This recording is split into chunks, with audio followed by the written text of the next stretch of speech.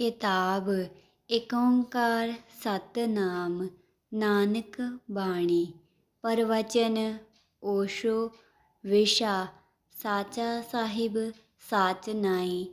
भाग दूजा। ਇਸੇ ਭਟਕਾਵ ਨੂੰ ਲੁਕਾਉਣ ਲਈ ਤਾਂ ਤੁਸੀਂ ਮੰਦਰਾਂ ਵਿੱਚ ਮੂਰਤੀਆਂ ਘੜ ਲਈਆਂ ਹਨ। ਮੂਰਤੀਆਂ ਅਸੀਂ ਘੜ ਸਕਦੇ ਹਾਂ, ਪਰਮਾਤਮਾ ਨੂੰ ਘੜਨ ਦਾ ਤਾਂ ਕੋਈ ਉਪਾਅ ਨਹੀਂ ਹੈ। ਪਰਮਾਤਮਾ ਸਾਨੂੰ ਘੜਦਾ ਹੈ। ਮੂਰਤੀ ਅਸੀਂ ਘੜਦੇ ਹਾਂ, ਪਰਮਾਤਮਾ ਸਾਨੂੰ ਬਣਾਉਂਦਾ ਹੈ। ਮੰਦਰ ਅਸੀਂ ਬਣਾਉਂਦੇ ਹਾਂ, ਮੰਦਰ ਤੁੱਛ ਹਨ। ਉਹ ਤੁਹਾਡੇ ਹੱਥ ਦੀ ਘਾੜਤ ਹਨ।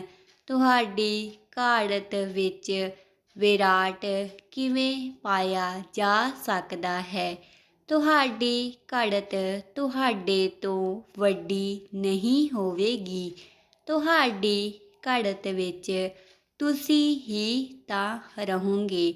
ਤੁਹਾਡੇ ਹੀ ਹੱਥ ਦੀ ਛਾਪ ਹੋਵੇਗੀ। ਉਸ ਉੱਤੇ ਪਰਮਾਤਮਾ ਦੇ ਦਸਤਖਤ ਨਹੀਂ ਹੋ ਸਕਦੇ।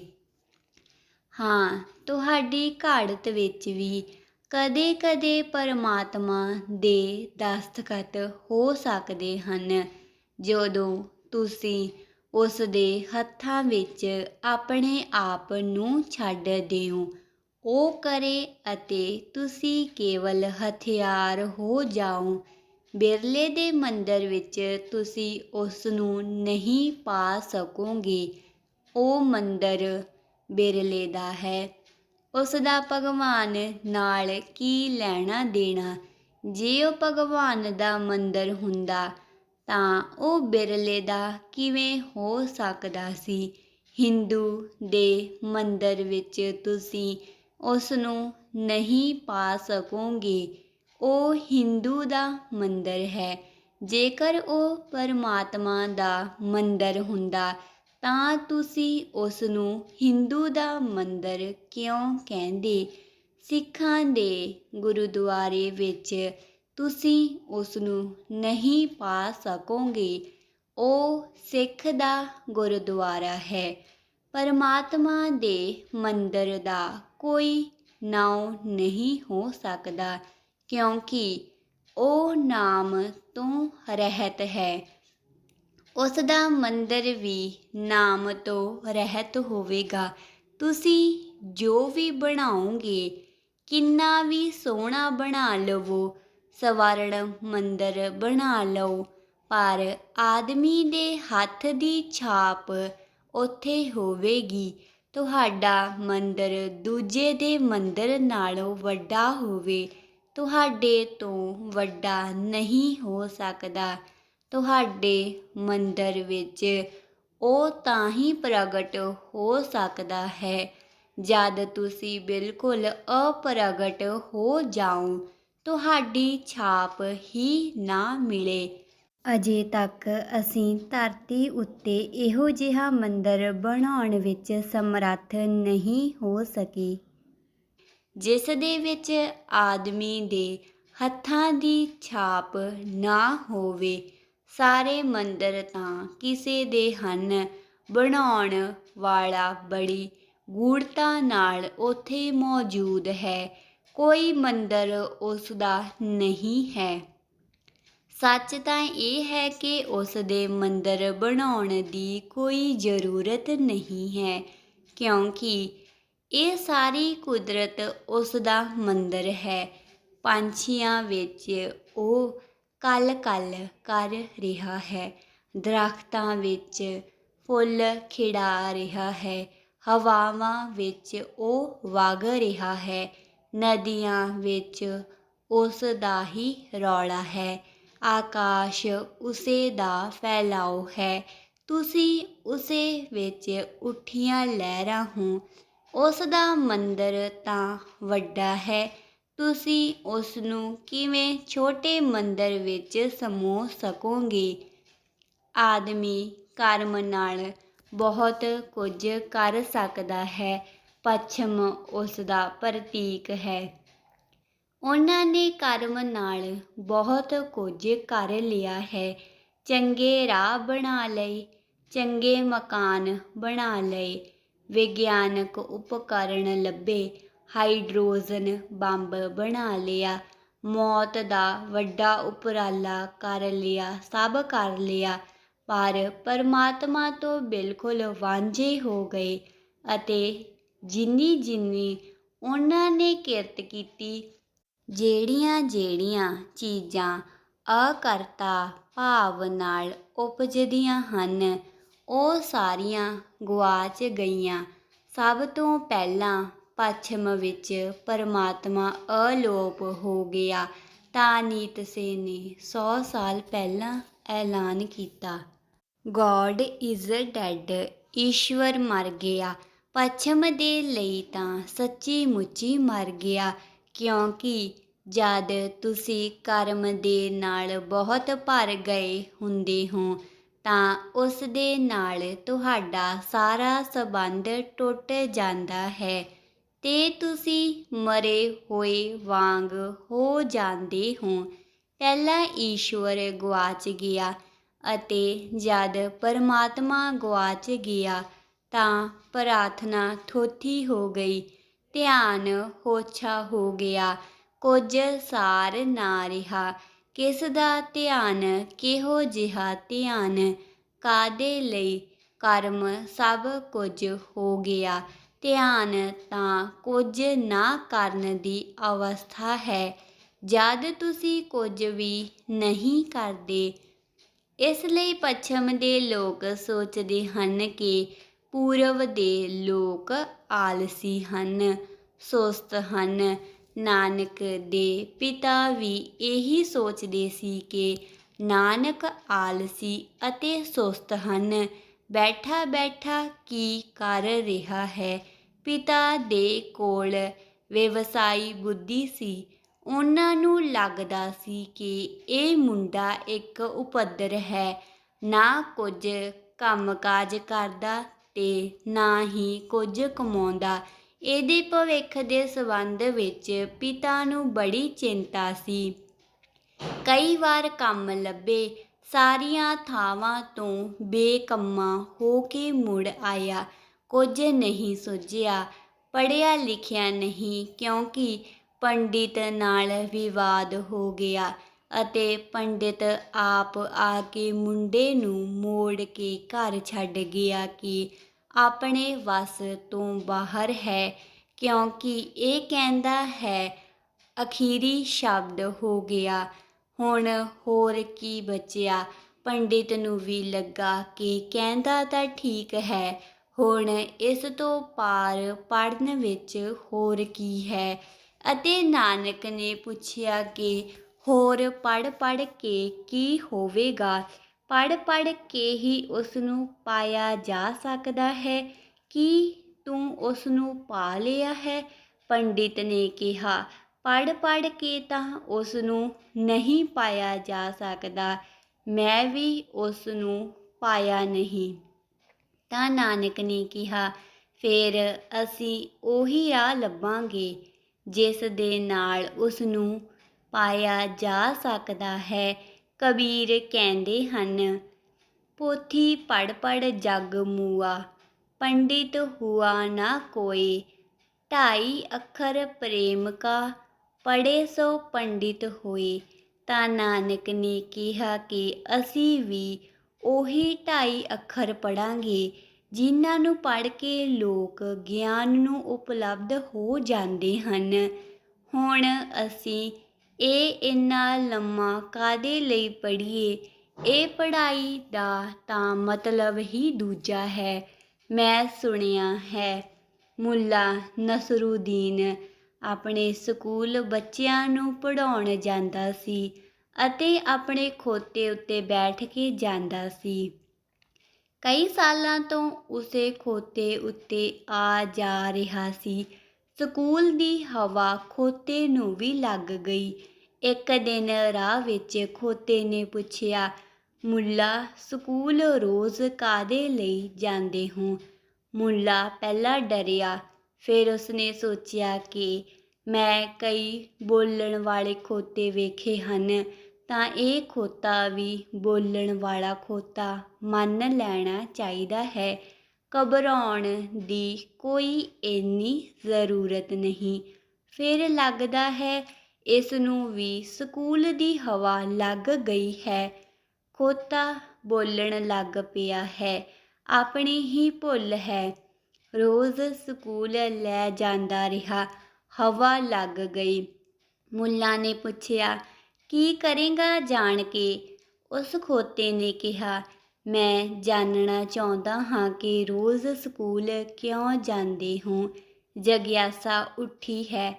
ਮੁੱਲਾ ਨੇ ਕਿਹਾ, ਸਕੂਲ ਪੜ੍ਹਾਉਣ ਜਾਂਦਾ ਹਾਂ। ਖੋਤੇ ਨੇ ਪੁੱਛਿਆ, ਪੜ੍ਹਨ ਨਾਲ ਕੀ ਹੋਏਗਾ? ਮੁੱਲਾ ਨੇ ਕਿਹਾ, ਅਕਲ ਆਉਂਦੀ ਹੈ ਪੜ੍ਹਨ ਨਾਲ। ਖੋਤੇ ਨੇ ਪੁੱਛਿਆ, ਅਕਲ ਨਾਲ ਕੀ ਹੋਏਗਾ? ਮੁੱਲਾ ਨੇ ਕਿਹਾ, ਅਕਲ ਨਾਲ ਕੀ ਹੋਏਗਾ? ਅਕਲ ਨਾਲ ਹੀ ਤਾਂ ਮੈਂ ਤੇਰੇ ਉੱਤੇ ਸਵਾਰੀ ਕਰਦਾ ਹਾਂ। ਖੋਤੇ ਨੇ ਕਿਹਾ, ਫਿਰ ਮੁੱਲਾ ਮੈਨੂੰ ਵੀ ਪੜ੍ਹਾ ਦਿਓ ਅਤੇ ਅਕਲ ਦੇ ਦਿਓ। ਮੁੱਲਾ ਨੇ ਕਿਹਾ, ਨਾ ਭਾਈ, ਕਿਉਂਕਿ ਫਿਰ ਤੂੰ ਮੇਰੇ ਉੱਤੇ ਸਵਾਰ ਹੋ ਜਾਏਂਗਾ। ਹਰਗਿਜ਼ ਨਹੀਂ। ਇਸ ਦੁਨੀਆ ਵਿੱਚ ਜੋ ਅਸੀਂ ਪੜ੍ਹ ਰਹੇ ਹਾਂ, ਇੱਕ ਦੂਜੇ ਉੱਤੇ ਸਵਾਰੀ ਕਰਨ ਦੇ ਉਪਾਅ ਹਨ।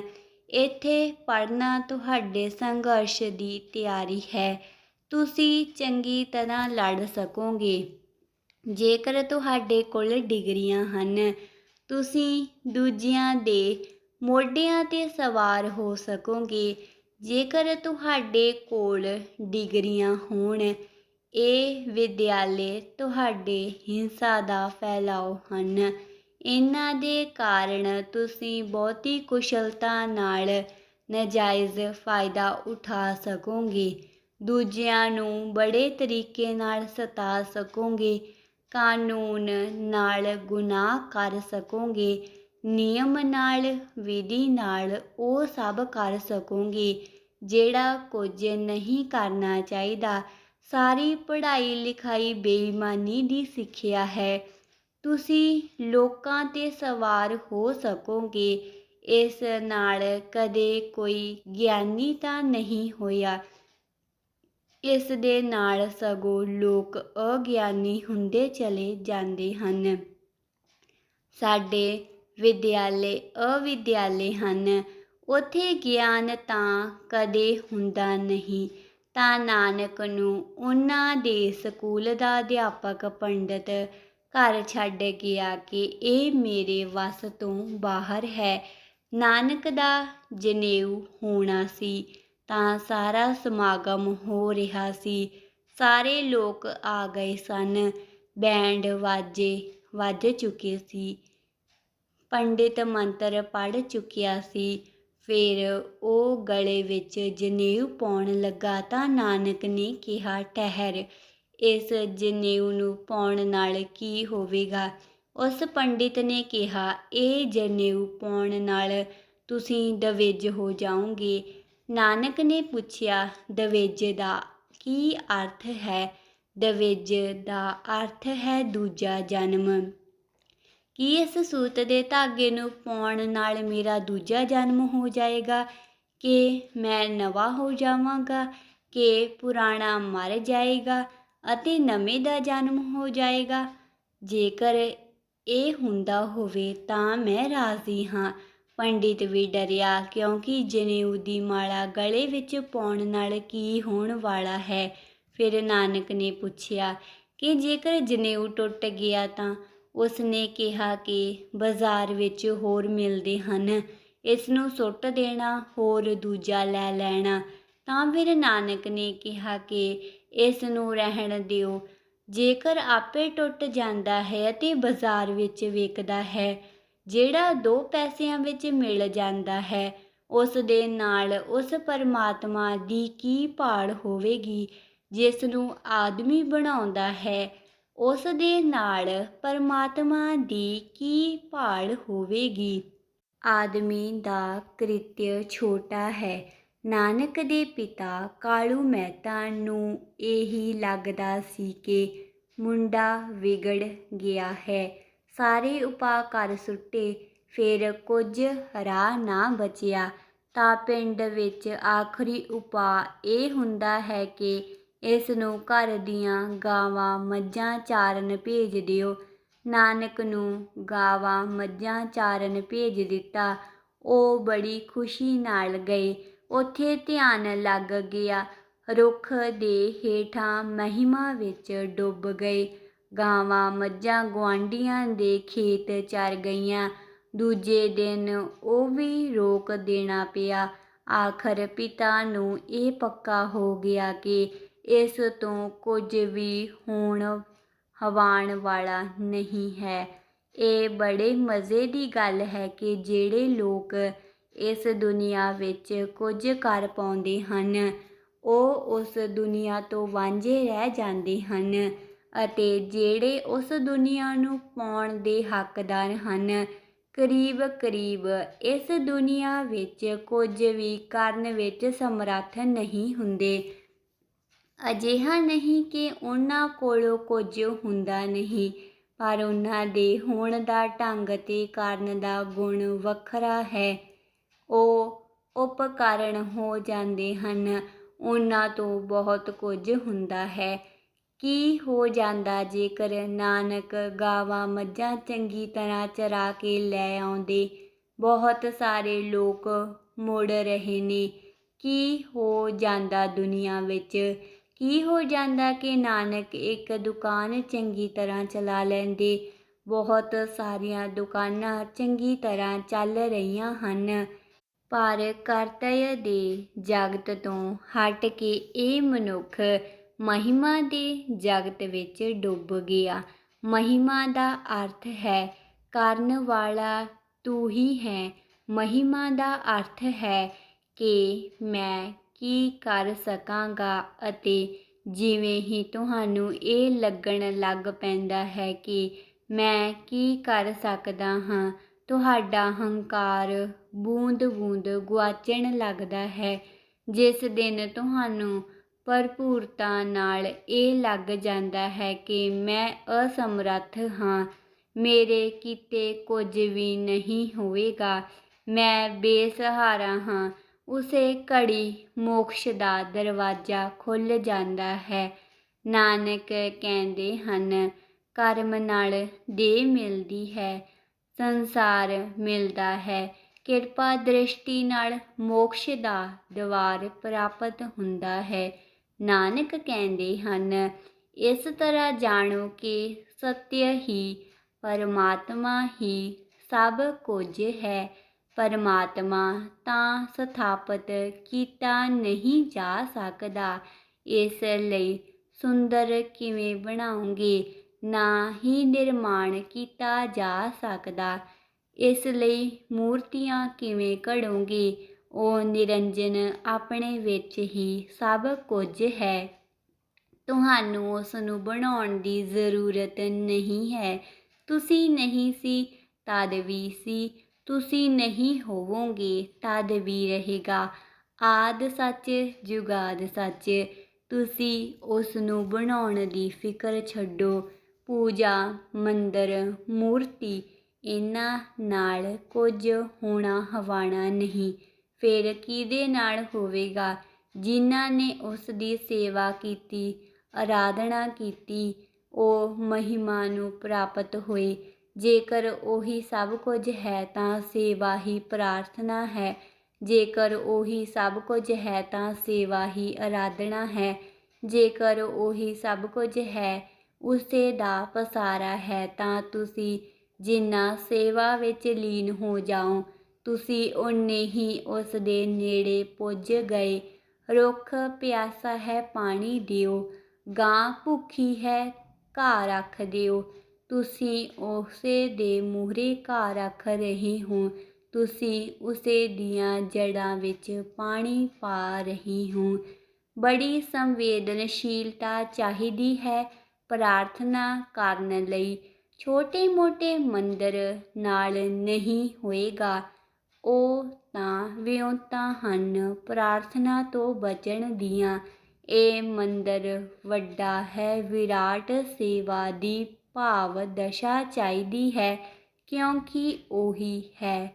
ਜੀਸਸ ਨੇ ਕਿਹਾ ਹੈ, ਜਦ ਜੀਸਸ ਨੂੰ ਸੂਲੀ ਚੜ੍ਹਾਉਣ ਦਾ ਵੇਲਾ ਆਇਆ ਤਾਂ ਉਹਨਾਂ ਦੇ ਸੰਗੀਆਂ ਸਾਥੀਆਂ ਨੇ ਪੁੱਛਿਆ, ਹੁਣ ਅਸੀਂ ਕੀ ਕਰਾਂਗੇ? ਜੀਸਸ ਨੇ ਕਿਹਾ, ਤੁਸੀਂ ਫਿਕਰ ਨਾ ਕਰੋ। ਜੇਕਰ ਤੁਸੀਂ ਪਿਆਸੇ ਨੂੰ ਪਾਣੀ ਪਿਲਾਓਗੇ ਤਾਂ ਮੇਰੇ ਕੰਠ ਵਿੱਚ ਪਾਣੀ ਪਹੁੰਚੇਗਾ। ਜੇਕਰ ਦੀਨ ਦੁਖੀ ਦੀ ਸੇਵਾ ਕਰੋਗੇ ਤਾਂ ਮੈਨੂੰ ਉੱਥੇ ਲੁਕਿਆ ਪਾਓਗੇ। ਹੋਰ ਜੀਸਸ ਨੇ ਕਿਹਾ ਹੈ, ਜੇਕਰ ਤੁਸੀਂ ਗੁੱਸੇ ਹੋ ਅਤੇ ਹੋਰ ਕਿਸੇ ਨੂੰ ਤੁਸੀਂ ਬੁਰੇ ਸ਼ਬਦ ਕਹੇ ਹਨ ਅਤੇ ਕਿਸੇ ਉੱਤੇ ਕ੍ਰੋਧ ਕੀਤਾ ਹੈ ਤਾਂ ਮੰਦਰ ਆਉਣ ਵਿੱਚ ਅਜੇ ਕੋਈ ਸਾਰ ਨਹੀਂ ਹੈ।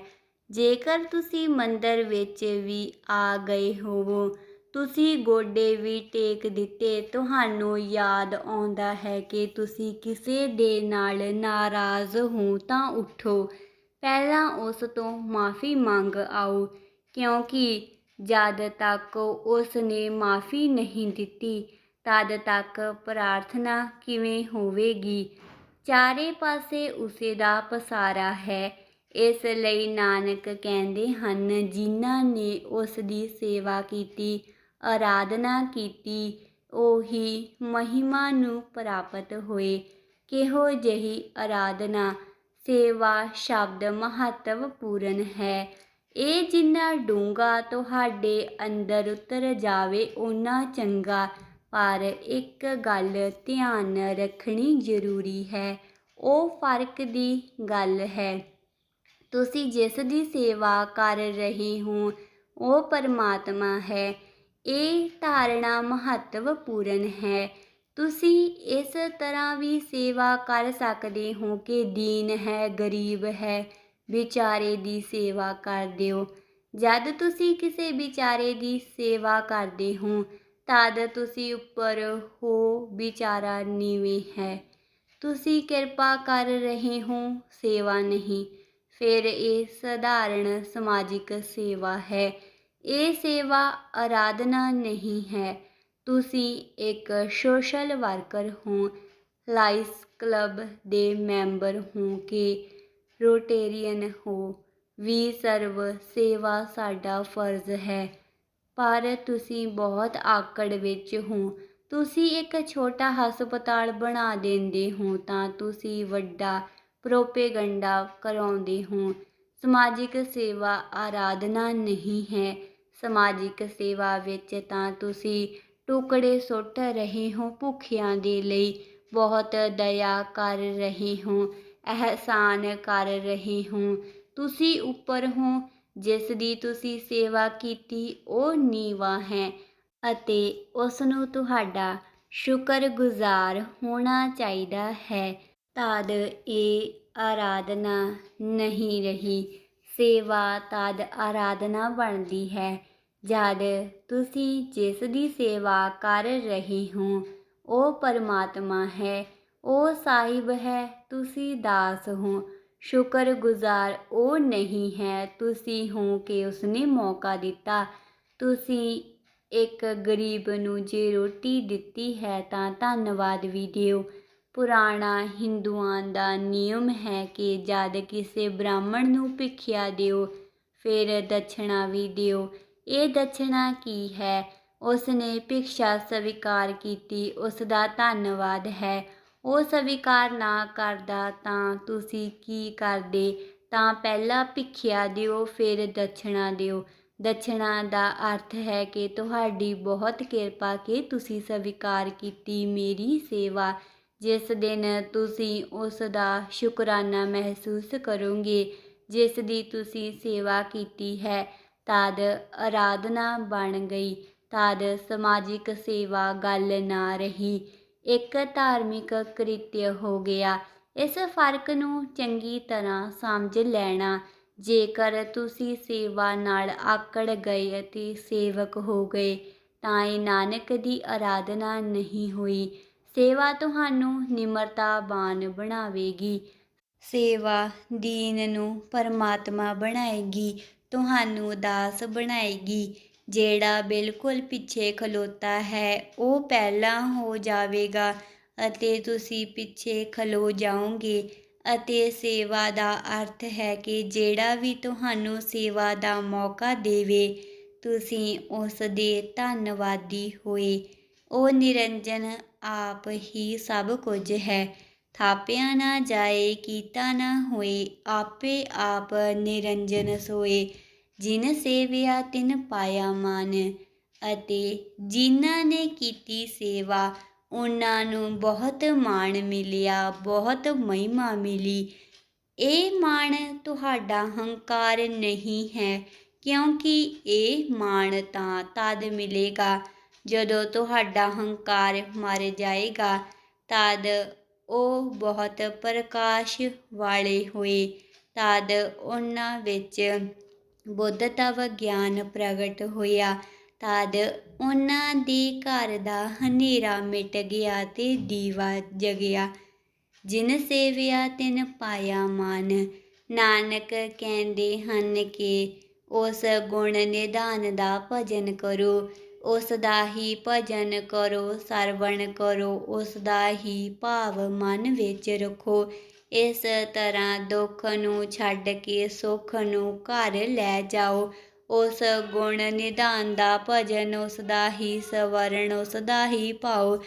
ਤੁਸੀਂ ਜੋ ਵੀ ਕਰੋ ਉਸ ਨੂੰ ਤੁਸੀਂ ਪਰਮਾਤਮਾ ਨੂੰ ਅਰਪਣ ਕਰ ਦਿਓ, ਤਦ ਹੀ ਇਹ ਹੋ ਪਾਏਗਾ। ਦੁਕਾਨ ਉੱਤੇ ਬੈਠੇ ਅਤੇ ਗਾਹਕ ਆਵੇ ਤਾਂ ਤੁਸੀਂ ਗਾਹਕ ਨੂੰ ਨਾ ਵੇਖੋ, ਉਸ ਨੂੰ ਹੀ ਵੇਖੋ ਅਤੇ ਗਾਹਕ ਦੇ ਨਾਲ ਉਹ ਜਿਹਾ ਹੀ ਵਿਹਾਰ ਕਰੋ ਜਿਵੇਂ ਪਰਮਾਤਮਾ ਆਇਆ ਹੁੰਦਾ ਤੇ ਉਸ ਦੇ ਨਾਲ ਵਿਹਾਰ ਕਰਦੇ। ਕਿਉਂਕਿ 24 ਘੰਟੇ ਜੇਕਰ ਉਸ ਦੇ ਭਾਵ ਵਿੱਚ ਡੁੱਬਣਾ ਹੈ ਤਾਂ ਇਸ ਤੋਂ ਸਿਵਾਏ ਕੋਈ ਉਪਾਅ ਨਹੀਂ। ਭੋਜਨ ਕਰੋ ਤਾਂ ਉਹੀ ਭੋਜਨ ਦੇ ਰਾਹੀਂ ਤੁਹਾਡੇ ਵਿੱਚ ਪ੍ਰਵੇਸ਼ ਕਰ ਰਿਹਾ ਹੈ। ਇਸ ਲਈ ਹਿੰਦੂਆਂ ਨੇ ਕਿਹਾ ਅੰਨਮ ਬ੍ਰਹਮ, ਅੰਨ ਬ੍ਰਹਮ ਹੈ। ਤੁਸੀਂ ਐਵੇਂ ਹੀ ਭੋਜਨ ਨਾ ਕਰੋ, ਕਿਉਂਕਿ ਉਹੀ ਖਿੜਿਆ ਹੈ, ਉਹੀ ਅਨਾਜ ਬਣਿਆ ਹੈ। ਤੁਸੀਂ ਬੜੇ ਸ਼ੁਕਰਾਨੇ ਦੇ ਭਾਵ ਨਾਲ ਉਸ ਨੂੰ ਗ੍ਰਹਿਣ ਕਰੋ ਅਤੇ ਭੋਜਨ ਨੂੰ, ਅੰਨ ਨੂੰ ਜਦ ਤੁਸੀਂ ਬ੍ਰਹਮ ਮੰਨ ਲਵੋਗੇ, ਪਾਣੀ ਪੀਓਗੇ ਅਤੇ ਉਹੀ ਪਾਣੀ ਵਿੱਚ ਆਇਆ ਹੈ ਤੁਹਾਡੀ ਪਿਆਸ ਨੂੰ ਸ਼ਾਂਤ ਕਰਨ ਲਈ, ਤਦ ਹੀ ਤਾਂ 24 ਘੰਟੇ ਉਸ ਦਾ ਭਜਨ ਹੋਵੇਗਾ, ਨਹੀਂ ਤਾਂ ਕਿਵੇਂ ਹੋਵੇਗਾ। ਤੁਸੀਂ ਜਾ ਕੇ ਗੁਰਦੁਆਰੇ ਵਿੱਚ, ਮੰਦਰ ਵਿੱਚ ਘੜੀ ਪਲ ਭਜਨ ਕਰ ਆਓਗੇ, ਪਰ ਜਦ ਵੀ ਤੁਸੀਂ ਭਜਨ ਕਰ ਰਹੇ ਹੋਵੋ ਤਾਂ ਵੀ ਮਨ ਭੱਜਦਾ ਫਿਰਦਾ ਹੈ। ਤਦ ਤੁਸੀਂ ਵਿੱਚ ਵਿੱਚ ਘੜੀ ਵੇਖ ਲੈਂਦੇ ਹੋ ਕਿ ਸਮਾਂ ਬਹੁਤਾ ਹੁੰਦਾ ਜਾ ਰਿਹਾ ਹੈ, ਦੁਕਾਨ ਖੋਲ੍ਹਣ ਦਾ ਵੇਲਾ ਹੁੰਦਾ ਜਾ ਰਿਹਾ ਹੈ। ਤੁਸੀਂ ਕਿਵੇਂ ਉਸ ਦਾ ਭਜਨ ਕਰੋਗੇ। ਖੰਡ ਖੰਡ ਭਜਨ ਨਹੀਂ ਕੀਤਾ ਜਾ ਸਕਦਾ ਕਿ ਸਵੇਰੇ ਕਰ ਲਿਆ, ਕਿ ਸ਼ਾਮ ਨੂੰ ਕਰ ਲਿਆ ਤੇ 24 ਘੰਟੇ ਸਾਧਾਰਨ ਹੋ ਗਏ। ਧਾਰਮਿਕ ਹੋਣਾ 24 ਘੰਟਿਆਂ ਦਾ ਕਰਮ ਹੈ, ਭਾਵ ਹੈ।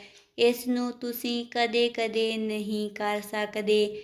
ਨਾ ਕੋਈ ਧਾਰਮਿਕ ਦਿਨ ਹੈ, ਨਾ ਕੋਈ ਧਾਰਮਿਕ ਘੜੀ ਹੈ। ਸਾਰਾ ਜੀਵਨ ਉਸੇ ਦਾ ਹੈ, ਸਾਰੀਆਂ ਘੜੀਆਂ ਉਸੇ ਦੀਆਂ ਹਨ। ਤਾਂ ਤੁਸੀਂ ਇਸ ਢੰਗ ਨਾਲ ਜੀਓ। ਧਰਮ ਜਿਉਣ ਦੀ ਇੱਕ ਵੱਖਰੀ ਸ਼ੈਲੀ ਹੈ। ਤੁਸੀਂ ਇਸ ਢੰਗ ਨਾਲ ਜੀਓ ਕਿ ਤੁਸੀਂ ਜੋ ਵੀ ਕਰੋ ਉਹ ਕਿਸੇ ਨਾ ਕਿਸੇ ਰੂਪ ਵਿੱਚ ਪਰਮਾਤਮਾ ਨਾਲ ਇੱਕਮਿਕ ਹੋ ਜਾਏ।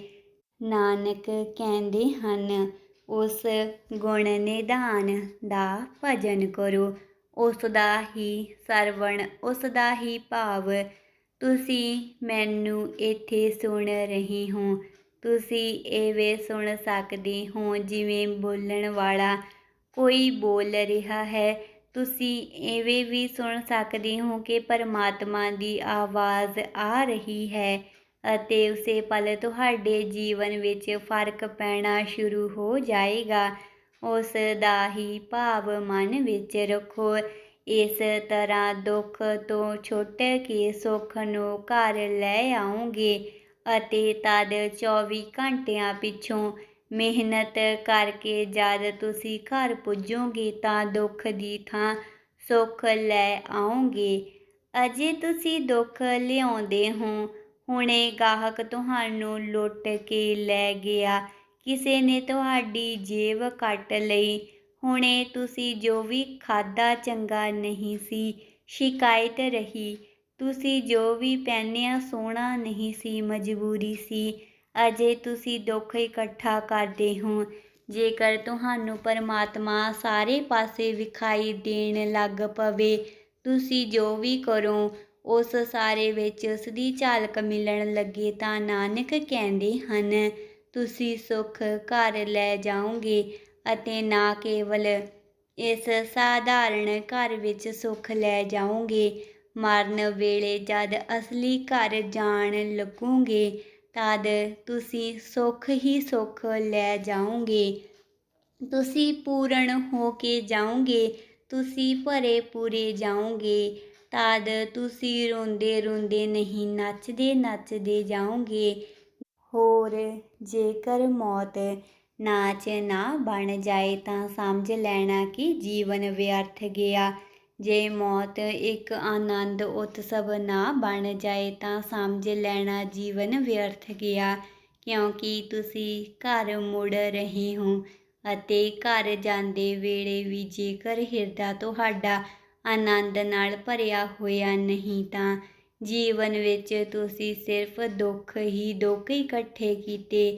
ਨਾਨਕ ਗਾਵੀਐ ਗੁਣੀ ਨਿਧਾਨ, ਗਾਵੀਐ ਸੁਣੀਏ ਮਨ ਰੱਖੀਏ ਭਾਉ। ਦੁੱਖ ਪਰ ਹਰ ਸੁੱਖ ਘਰ ਲੈ ਜਾਏ। ਦੁੱਖ ਤੋਂ ਛੁੱਟ ਕੇ ਤੁਸੀਂ ਸੁੱਖ ਘਰ ਲੈ ਜਾਓਗੇ। ਜੇਕਰ ਤੁਸੀਂ ਦੁਖੀ ਹੋ ਤਾਂ ਸਿਰਫ ਇਸ ਲਈ ਕਿ ਤੁਸੀਂ ਪਰਮਾਤਮਾ ਨੂੰ ਛੱਡ ਕੇ ਜ਼ਿੰਦਗੀ ਚਲਾ ਰਹੇ ਹੋ, ਉਸ ਨੂੰ ਤੁਸੀਂ ਪਿੱਛੇ ਕਰ ਰੱਖਿਆ ਹੈ। ਤੁਸੀਂ ਆਪਣੇ ਆਪ ਨੂੰ ਬਹੁਤੇ ਹੁਸ਼ਿਆਰ ਸਮਝ ਰਹੇ ਹੋ। ਤੁਸੀਂ ਜ਼ਰੂਰਤ ਤੋਂ ਜ਼ਿਆਦਾ ਆਪਣੇ ਉੱਤੇ ਭਰੋਸਾ ਕਰ ਰਹੇ ਹੋ, ਇਸ ਲਈ ਦੁਖੀ ਹੋ। ਦੁੱਖ ਦਾ ਹੋਰ ਕੋਈ ਕਾਰਨ ਨਹੀਂ ਹੈ ਅਤੇ ਸੁੱਖ ਦਾ ਵੀ ਹੋਰ ਕੋਈ ਕਾਰਨ ਨਹੀਂ ਹੈ। ਜਿਸ ਦਿਨ ਤੁਸੀਂ ਆਪਣੀ ਅਕਲਮੰਦੀ, ਆਪਣੀ ਹੁਸ਼ਿਆਰੀ ਛੱਡ ਦਿਓਗੇ ਅਤੇ ਉਸ ਨੂੰ ਵੇਖਣ ਲੱਗੋਗੇ, ਫਿਰ ਜ਼ਿਆਦਾ ਉਸ ਦੇ ਵਿੱਚ ਜੀਓਗੇ, ਆਪਣੇ ਵਿੱਚ ਘੱਟ। ਕੀ ਜ਼ਰੂਰਤ ਹੈ ਕਿ ਪਤਨੀ ਵਿੱਚ ਤੁਸੀਂ ਪਤਨੀ ਹੀ ਵੇਖੋ, ਕਿਉਂ ਨਾ ਪਰਮਾਤਮਾ ਨੂੰ ਵੇਖੋ। ਕੀ ਜ਼ਰੂਰਤ ਹੈ ਕਿ ਤੁਸੀਂ ਆਪਣੇ ਪੁੱਤਰ ਵਿੱਚ ਪੁੱਤਰ ਨੂੰ ਆਪਣਾ ਦੇਖੋ, ਕਿਉਂ ਨਾ ਪਰਮਾਤਮਾ ਦਾ ਪੁੱਤਰ ਵੇਖੋ। ਜਿਵੇਂ ਹੀ ਦ੍ਰਿਸ਼ਟੀ ਬਦਲਦੀ ਹੈ ਉਵੇਂ ਹੀ ਸੁੱਖ ਆਉਣਾ ਸ਼ੁਰੂ ਹੁੰਦਾ ਹੈ। ਕੱਲ੍ਹ ਜੇਕਰ ਤੁਹਾਡਾ ਪੁੱਤਰ ਮਰ ਜਾਏਗਾ ਤਾਂ ਤੁਸੀਂ ਦੁਖੀ ਹੋਵੋਗੇ, ਇਸ ਲਈ ਨਹੀਂ ਕਿ ਪੁੱਤਰ ਮਰ ਗਿਆ, ਇਸ ਲਈ ਕਿ ਤੁਹਾਡੀ ਦ੍ਰਿਸ਼ਟੀ ਵਿੱਚ ਭਰਮ ਸੀ। ਤੁਸੀਂ ਸੋਚਦੇ ਸੀ ਮੇਰਾ ਪੁੱਤਰ। ਜੇਕਰ ਤੁਸੀਂ ਪਹਿਲਾਂ ਤੋਂ ਹੀ ਜਾਣਿਆ ਹੁੰਦਾ ਕਿ ਪਰਮਾਤਮਾ ਦਾ ਪੁੱਤਰ, ਤੁਸੀਂ ਕਹਿੰਦੇ ਜਦ ਉਸ ਦੀ ਮਰਜ਼ੀ ਸੀ ਭੇਜਿਆ, ਉਸ ਦੀ ਮਰਜ਼ੀ ਹੋਈ ਲੈ ਗਿਆ, ਉਸ ਦਾ ਹੁਕਮ, ਅਤੇ ਤੁਸੀਂ ਹਰ ਹਾਲ ਵਿੱਚ ਰਾਜ਼ੀ ਰਹੋਗੇ ਕਿਉਂਕਿ ਉਸ ਦਾ ਪੁੱਤਰ ਸੀ, ਉਸ ਨੇ ਭੇਜਿਆ। ਜਿੰਨੇ ਦਿਨ ਭੇਜਿਆ ਉਸ ਦੀ ਕਿਰਪਾ, ਸ਼ਿਕਾਇਤ ਕਿਸ ਨੇ ਕਰਨੀ ਹੈ। ਜਦ ਬੁਲਾ ਲਿਆ ਉਸ ਦੀ ਮਰਜ਼ੀ। ਸਾਡਾ ਕੁਝ ਹੈ ਹੀ ਨਹੀਂ, ਸਭ ਕੁਝ ਉਸੇ ਦਾ ਹੈ। ਫਿਰ ਤੁਸੀਂ ਕਿਵੇਂ ਰੋਵੋਗੇ, ਕਿਵੇਂ ਚਿੰਤਾ ਕਰੋਗੇ, ਕਿਵੇਂ ਸੰਤਾਪ ਕਰੋਗੇ। ਦੇਵੇ ਤਾਂ ਤੁਸੀਂ ਰਾਜ਼ੀ ਰਹੋਗੇ, ਲੈ ਲਵੇ ਤਾਂ ਤੁਸੀਂ ਰਾਜ਼ੀ ਰਹੋਗੇ, ਕਿਉਂਕਿ ਉਸ ਦੇ ਰਾਹ ਨਿਰਾਲੇ ਹਨ। ਕਦੀ ਉਹ ਤੁਹਾਨੂੰ ਦਿੰਦਾ ਹੈ ਅਤੇ ਦੇਣ ਦੇ ਰਾਹੀਂ ਤੁਹਾਨੂੰ ਬਣਾਉਂਦਾ ਹੈ, ਅਤੇ ਕਦੇ ਲੈ ਲੈਂਦਾ ਹੈ ਤੇ ਲੈਣ ਦੇ ਬਹਾਨੇ ਤੁਹਾਡਾ ਵਿਕਾਸ ਕਰਦਾ ਹੈ। ਕਦੇ ਜ਼ਰੂਰਤ ਹੁੰਦੀ ਹੈ ਕਿ ਤੁਹਾਨੂੰ ਦੁੱਖ ਮਿਲੇ, ਕਿਉਂਕਿ ਦੁੱਖ ਤੁਹਾਨੂੰ ਚੇਤੇ ਕਰਵਾਉਂਦਾ ਹੈ, ਹੋਸ਼ ਲਿਆਉਂਦਾ ਹੈ। ਸੁੱਖ ਵਿੱਚ ਤਾਂ ਤੁਸੀਂ ਸੌਂ ਜਾਂਦੇ ਹੋ, ਗੁਆਚ ਜਾਂਦੇ ਹੋ, ਦੁੱਖ ਵਿੱਚ ਤੁਸੀਂ ਜਾਗ ਪੈਂਦੇ ਹੋ। ਇੱਕ ਸੂਫੀ ਫਕੀਰ ਹੋਇਆ। ਹਸਨ ਉਸ ਦਾ ਨਾਂ ਸੀ। ਉਸ ਦੇ ਚੇਲੇ ਨੇ ਇੱਕ ਦਿਨ ਪੁੱਛਿਆ ਕਿ ਸੁੱਖ ਕੀ ਹੈ। ਇਹ ਤਾਂ ਸਮਝ ਵਿੱਚ ਆਉਂਦਾ ਹੈ, ਕਿਉਂਕਿ ਪਰਮਾਤਮਾ ਹੈ, ਉਹ ਪਿਤਾ ਹੈ, ਉਹ ਸੁੱਖ ਦੇ ਰਿਹਾ ਹੈ। ਪਰ ਦੁੱਖ ਕਿਉਂ? ਦੁੱਖ ਸਮਝ ਵਿੱਚ ਨਹੀਂ ਆਉਂਦਾ। ਹਸਨ ਆਪਣੀ ਬੇੜੀ ਵਿੱਚ ਬੈਠਾ ਸੀ ਤੇ ਦੂਜੇ ਪਾਰ ਜਾ ਰਿਹਾ ਸੀ। ਉਸਨੇ ਚੇਲੇ ਨੂੰ ਵੀ ਬੇੜੀ ਵਿੱਚ ਬਿਠਾ ਲਿਆ, ਕੁਝ ਬੋਲਿਆ ਨਹੀਂ ਅਤੇ ਇੱਕ ਹੀ ਚੱਪੂ ਨਾਲ ਬੇੜੀ ਚਲਾਉਣੀ ਸ਼ੁਰੂ ਕਰ ਦਿੱਤੀ। ਉਹ ਬੇੜੀ ਗੋਲ ਗੋਲ ਘੁੰਮਣ ਲੱਗੀ। ਉਸ ਨੌਜਵਾਨ ਨੇ ਕਿਹਾ, ਤੁਹਾਡਾ ਦਿਮਾਗ ਤਾਂ ਖਰਾਬ ਨਹੀਂ ਹੋ ਗਿਆ? ਜੇਕਰ ਇੱਕ ਹੀ ਚੱਪੂ ਨਾਲ ਬੇੜੀ ਤੋਰੀ ਤਾਂ ਅਸੀਂ ਇੱਥੇ ਹੀ ਭਟਕਦੇ ਰਹਾਂਗੇ, ਇਸੇ ਹੀ ਕੰਢੇ 'ਤੇ ਗੋਲ ਗੋਲ ਘੁੰਮਦੇ ਰਹਾਂਗੇ। ਦੂਜਾ ਚੱਪੂ ਖਰਾਬ ਹੈ, ਜਾਂ ਤੁਹਾਡਾ ਹੱਥ ਕੰਮ ਨਹੀਂ ਕਰ ਰਿਹਾ, ਜਾਂ ਹੱਥ ਵਿੱਚ ਦਰਦ ਹੈ ਤਾਂ ਮੈਂ ਚਲਾਵਾਂ। ਹਸਨ ਨੇ ਕਿਹਾ, ਤੂੰ ਤਾਂ ਸਮਝਦਾਰ ਹੈ, ਮੈਂ ਤਾਂ ਸਮਝਿਆ ਕਿ ਨਾ ਸਮਝ ਹੈ। ਜੇਕਰ ਸੁੱਖ ਹੀ ਸੁੱਖ ਹੋਏਗਾ ਤਾਂ ਬੇੜੀ ਗੋਲਾਈ ਵਿੱਚ ਘੁੰਮਦੀ ਰਹੇਗੀ, ਕਿਤੇ ਪੁੱਜੇਗੀ ਨਹੀਂ। ਉਸਨੂੰ ਸਾਧਣ ਲਈ ਦੂਜਾ ਚਾਹੀਦਾ ਹੈ। ਦੋ ਚੱਪੂਆਂ ਨਾਲ ਬੇੜੀ ਚੱਲਦੀ ਹੈ, ਦੋ ਪੈਰਾਂ ਨਾਲ ਆਦਮੀ ਤੁਰਦਾ ਹੈ, ਦੋ ਹੱਥਾਂ ਨਾਲ ਜੀਵਨ ਚੱਲਦਾ ਹੈ। ਰਾਤ ਅਤੇ ਦਿਨ ਚਾਹੀਦੇ ਹਨ, ਸੁੱਖ ਅਤੇ ਦੁੱਖ ਚਾਹੀਦਾ ਹੈ, ਜਨਮ ਅਤੇ ਮੌਤ ਚਾਹੀਦੀ ਹੈ। ਨਹੀਂ ਤਾਂ ਬੇੜੀ ਘੁੰਮਦੀ ਰਹੇਗੀ, ਭੰਵਰ ਬਣ ਜਾਵੇਗੀ, ਤੁਸੀਂ ਕਿਤੇ ਪੁੱਜੋਗੇ ਹੀ ਨਹੀਂ। ਜਦ ਕੋਈ ਚੰਗੀ ਤਰ੍ਹਾਂ ਵੇਖਣ ਲੱਗਦਾ ਹੈ ਕਿ ਸਾਰਿਆਂ ਵਿੱਚ ਉਹੀ ਹੈ, ਤਦ ਤੁਸੀਂ ਉਸ ਦੇ ਦੁੱਖ ਨੂੰ ਵੀ ਉਹ ਭਾਵ ਨਾਲ ਸਵੀਕਾਰ ਕਰਦੇ ਹੋ। ਤਦ ਤੁਸੀਂ ਉਸ ਦੇ ਸੁੱਖ ਨੂੰ ਸਵੀਕਾਰ ਕਰਦੇ ਹੋ, ਉਸ ਦੇ ਦੁੱਖ ਨੂੰ ਵੀ। ਜਦ ਤੁਸੀਂ ਦੋਨਾਂ ਨੂੰ ਇੱਕ ਸਮਾਨ ਭਾਵ ਨਾਲ ਅੰਗੀਕਾਰ ਕਰਦੇ ਹੋ, ਤਦ ਨਾ ਸੁੱਖ ਸੁੱਖ ਰਹਿ ਜਾਂਦਾ ਹੈ ਅਤੇ ਨਾ ਦੁੱਖ ਦੁੱਖ ਰਹਿ ਜਾਂਦਾ ਹੈ। ਉਹਨਾਂ ਦੀ ਭੇਦ ਰੇਖਾ ਗੁਆਚ ਜਾਂਦੀ ਹੈ ਅਤੇ ਜਦ ਤੁਸੀਂ ਦੋਹਾਂ ਨੂੰ ਇੱਕੋ ਜਿਹੇ ਭਾਵ ਨਾਲ ਵੇਖਦੇ ਹੋ, ਤੁਹਾਡਾ ਸੁੱਖ ਨਾਲ ਬਹੁਤਾ ਲਗਾਓ ਅਤੇ ਦੁੱਖ ਦਾ ਵਿਰੋਧ ਟੁੱਟ ਜਾਂਦਾ ਹੈ। ਤੁਸੀਂ ਉਸੇ ਵੇਲੇ ਵੱਖਰੇ ਹੋ ਜਾਂਦੇ ਹੋ, ਤੁਸੀਂ ਤੀਜੇ ਹੋ ਜਾਂਦੇ ਹੋ, ਤੁਸੀਂ ਸਾਕਸ਼ੀ ਭਾਵ ਨੂੰ ਉਪਲਬਧ ਹੋ ਜਾਂਦੇ ਹੋ। ਦੁੱਖ ਤੋਂ ਛੁੱਟ ਕੇ ਤਦ ਤੁਸੀਂ ਸੁੱਖ ਘਰ ਲੈ ਜਾਓਗੇ। ਗੁਰੂ ਬਾਣੀ ਹੀ ਨਾਦ ਹੈ ਅਤੇ ਗੁਰੂ ਬਾਣੀ ਹੀ ਵੇਦ ਹੈ। ਉਹ ਪਰਮਾਤਮਾ ਗੁਰੂ ਬਾਣੀ ਵਿੱਚ ਹੀ ਸਮਾਇਆ ਹੋਇਆ ਹੈ। ਗੁਰੂ ਸ਼ਿਵ, ਗੁਰੂ ਵਿਸ਼ਨੂੰ, ਗੁਰੂ ਹੀ ਬ੍ਰਹਮਾ ਹੈ, ਜੋ ਵੀ ਮੈਂ ਜਾਣਦਾ ਹਾਂ। ਜੇਕਰ ਮੈਂ ਤੁਹਾਨੂੰ ਪੂਰਾ ਵੀ ਜਾਣਦਾ ਤਾਂ ਵੀ ਉਸ ਦਾ ਵਰਣਨ ਨਹੀਂ ਕਰ ਸਕਦਾ ਹਾਂ, ਕਿਉਂਕਿ ਉਹ ਕਥਨ ਦੇ ਰਾਹੀਂ ਨਹੀਂ ਕਿਹਾ ਜਾ ਸਕਦਾ। ਪਰ ਇੱਕ ਗੁਰੂ ਨਾਲ ਸਾਰੀ ਬੁਝਾਰਤ ਹੱਲ ਹੋ ਜਾਂਦੀ ਹੈ ਅਤੇ ਉਹ ਗੁਰ ਹੈ ਕਿ ਸਾਰੇ ਪ੍ਰਾਣੀਆਂ ਦਾ ਇੱਕੋ ਦਾਤਾ ਹੈ, ਉਸ ਨੂੰ ਮੈਂ ਨਾ ਭੁੱਲ ਜਾਵਾਂ। ਇਸ ਨੂੰ ਥੋੜ੍ਹਾ ਸਮਝਣ ਦੀ ਕੋਸ਼ਿਸ਼ ਕਰੀਏ। ਨਾਨਕ ਨੇ ਗੁਰ ਨੂੰ ਬਹੁਤ ਵੱਡੀ ਮਹਿਮਾ ਦਿੱਤੀ ਹੈ। ਸਾਰੇ ਸੰਤਾਂ ਨੇ ਗੁਰੂ ਨੂੰ ਬਹੁਤ ਵੱਡੀ ਮਹਿਮਾ ਦਿੱਤੀ ਹੈ। ਸ਼ਾਸਤਰਾਂ ਤੋਂ ਉੱਤੇ ਗੁਰੂ ਨੂੰ ਰੱਖਿਆ ਹੈ। ਜੇਕਰ ਗੁਰੂ ਕੁਝ ਕਹੇ ਅਤੇ ਉਹ ਵੇਦ ਵਿੱਚ ਨਾ ਮਿਲੇ ਤਾਂ ਵੇਦ ਨੂੰ ਛੱਡ ਦਿਓ, ਕਿਉਂਕਿ ਗੁਰੂ ਦੀ ਬਾਣੀ ਵੇਦ ਹੈ। ਜੇ ਗੁਰੂ ਕੁਝ ਕਹੇ ਅਤੇ ਸ਼ਾਸਤਰ ਮੁਤਾਬਿਕ ਨਾ ਹੋਵੇ ਤਾਂ ਕਿਸ ਨੂੰ ਛੱਡੋਗੇ? ਸ਼ਾਸਤਰ ਨੂੰ ਛੱਡ ਦਿਓ, ਕਿਉਂਕਿ ਗੁਰੂ ਜਿਉਂਦਾ ਸ਼ਾਸਤਰ ਹੈ। ਗੁਰੂ ਦਾ ਇੰਨਾ ਮੁੱਲ ਸੰਤਾਂ ਨੇ ਕਿਸੇ ਕਾਰਨ ਨਾਲ ਦਿੱਤਾ ਹੈ। ਕੁਝ ਗੱਲਾਂ ਸਮਝ ਲੈਣੀਆਂ ਜ਼ਰੂਰੀ ਹਨ। ਪਹਿਲੀ ਗੱਲ, ਵੇਦ ਵੀ ਗੁਰੂਆਂ ਦੇ ਵਚਨ ਹਨ, ਲੇਕਿਨ ਉਹ ਗੁਰੂ ਅੱਜ ਮੌਜੂਦ ਨਹੀਂ ਹਨ ਅਤੇ ਨਾ ਹੀ ਵਚਨ ਸ਼ੁੱਧ ਰਹਿ ਗਏ ਹਨ। ਵਚਨ ਸ਼ੁੱਧ ਰਹਿ ਨਹੀਂ ਸਕਦਾ, ਕਿਉਂਕਿ ਇਕੱਠਾ ਕਰਨ ਵਾਲੇ ਆਪਣੇ ਵਿਚਾਰਾਂ ਨੂੰ ਮਿਲਾਉਣਗੇ ਹੀ। ਇਹ ਉਹਨਾਂ ਦੀ ਮਜਬੂਰੀ ਹੈ। ਉਹ ਜਾਣ-ਬੁੱਝ ਕੇ ਮਿਲਾਉਂਦੇ ਹਨ। ਇਹ ਵੀ ਨਹੀਂ ਹੈ, ਉਹ ਮਿਲਾਉਣਗੇ ਹੀ। ਤੁਹਾਨੂੰ ਜੇਕਰ ਮੈਂ ਕੋਈ ਗੱਲ ਕਹਾਂ ਕਿ ਜਾ ਕੇ ਗੁਆਂਢੀ ਨੂੰ ਕਹਿ ਦਿਓ, ਵਿੱਚੋਂ ਗੱਲ ਦੇ ਕੁਝ ਘਟ ਜਾਏਗਾ, ਕੁਝ ਜੁੜ ਜਾਏਗਾ, ਗੱਲ ਦਾ ਰੂਪ ਵਿਗੜ ਜਾਏਗਾ। ਜੇਕਰ ਤੁਸੀਂ ਸ਼ਬਦ ਵੀ ਉਹੀ ਵਰਤੋ 100% ਜਿਹੜੇ ਮੈਂ ਕਹੇ, ਤਾਂ ਵੀ ਟੋਨ, ਕਹਿਣ ਦਾ ਢੰਗ, ਇੰਫੈਸਿਸ ਬਦਲ ਜਾਏਗਾ। ਫਿਰ ਤੁਸੀਂ ਜਦ ਬਦਲੋਗੇ ਤਾਂ ਤੁਹਾਡਾ ਅਨੁਭਵ, ਤੁਹਾਡਾ ਗਿਆਨ, ਤੁਹਾਡੀ ਸਮਝ ਉਹਨਾਂ ਸ਼ਬਦਾਂ ਵਿੱਚ ਭਰ ਜਾਵੇਗੀ। ਮੈਂ ਤੁਹਾਨੂੰ ਫੁੱਲ ਦੇ ਦੇਵਾਂ ਹੱਥ ਵਿੱਚ, ਤੁਸੀਂ ਉਸ ਫੁੱਲ ਨੂੰ ਆਪਣੇ ਹੱਥ ਵਿੱਚ ਲੈ ਜਾਓ ਕਿਸੇ ਨੂੰ ਦੇਣ ਲਈ, ਪਰ ਤੁਹਾਡੇ ਸਰੀਰ ਦੀ ਗੰਧ ਵੀ ਉਹ ਫੁੱਲ ਫੜ ਲਵੇਗਾ।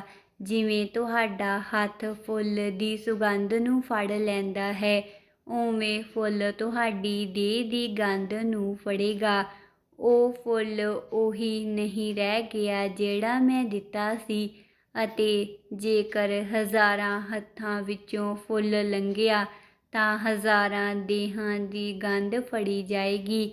ਅਤੇ ਜੇਕਰ ਦੁਬਾਰਾ ਉਹੀ ਫੁੱਲ ਮੇਰੇ ਕੋਲ ਆਏ ਤਾਂ ਮੈਂ ਵੀ ਪਛਾਣ ਨਹੀਂ ਸਕਾਂਗਾ ਕਿ ਇਹ ਉਹੀ ਫੁੱਲ ਹੈ ਜਿਹੜਾ ਮੈਂ ਦਿੱਤਾ ਸੀ।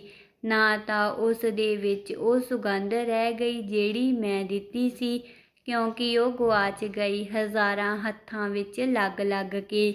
ਅਤੇ ਉਹ ਹਜ਼ਾਰਾਂ ਹੱਥਾਂ ਦੀ ਦੁਰਗੰਧ ਇਕੱਠੀ ਕਰ ਲਿਆਏਗਾ। ਨਾ ਉਸ ਦੀ ਸ਼ਕਲ ਉਹ ਰਹਿ ਜਾਏਗੀ ਜਿਹੜੀ ਮੈਂ ਦਿੱਤੀ ਸੀ। ਉਹ ਟੁੱਟ-ਫੁੱਟ ਜਾਏਗਾ, ਉਸ ਦੀਆਂ ਪੱਤੀਆਂ ਡਿੱਗ ਪੈਣਗੀਆਂ। ਅਧੂਰਾ ਫੁੱਲ ਮੇਰੇ ਕੋਲ ਨਾ ਲਿਆਇਆ ਜਾਏ, ਇਸ ਲਈ ਲੋਕ ਦੂਜੀਆਂ ਪੱਤੀਆਂ ਉਸ ਦੇ ਵਿੱਚ ਜੋੜ ਲਿਆਉਣਗੇ ਤਾਂ ਕਿ ਫੁੱਲ ਪੂਰਾ ਹੋ ਜਾਏ। ਵੇਦ ਗੁਰੂ ਵਚਨ ਹਨ।